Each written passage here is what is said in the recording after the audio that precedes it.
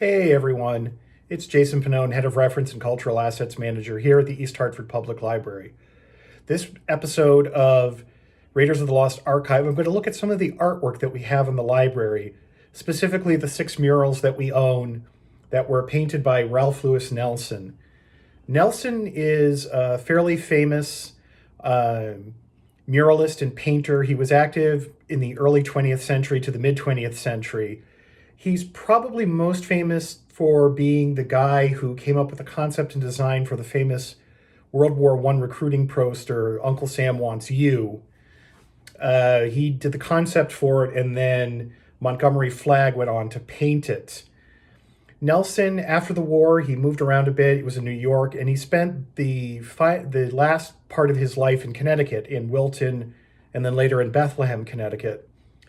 During the 1930s, he painted for the Works Progress Project, the Works Progress Administration, rather, and did a number of murals and paintings that were given out to various towns around the state. I know Wethersfield has one. I believe it's at the Wethersfield Historical Society. We own 6 of them, one of which was at the Silver Lane School, and I'll talk a little bit about that particular painting later. So really, really neat that we happen to have these here at the library. So go ahead and take a look at the 6 pictures that I'm going to show you, and I'm going to comment on 2 of them afterwards.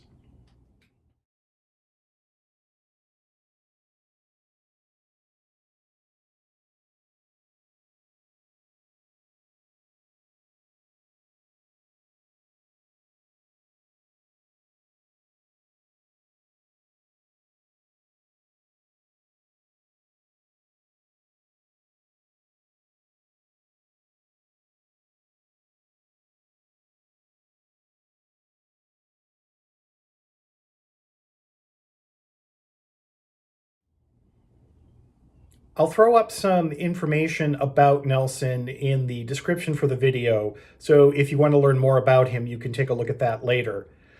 So now I want to turn and look at the painting of the Revolutionary War soldiers receiving their pay.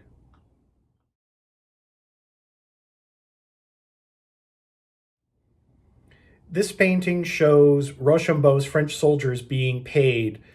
Historically, this was happened on what's now Silver Lane. As I mentioned in another video, that's one of the stories as to how Silver Lane got its name, was that that's where the French paymaster was, and the soldiers got their silver there. So this painting is really neat because if you'll notice, this was pointed out to me, it exists in 3 rows. The faces all look in one direction from left to right. Then you'll see the X's of their chests, of their uniforms. It draws your eyes across the painting. And then finally, the same thing with the pants. They're all at the same level. So you have these 3 layers looking from right to left. It draws your eye across the painting. It's a rather neat technique. I completely missed it the first time until it was pointed out to me. So if you want to take a look at this particular painting, it's in our quiet reading room in the library.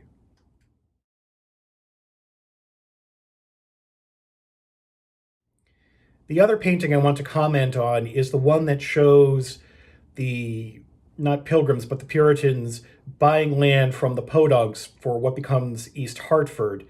I know this painting is somewhat controversial because, let's face it, the history of English settlers in the United States towards its Native American peoples has been shameful and appalling. So let's just state that right up front.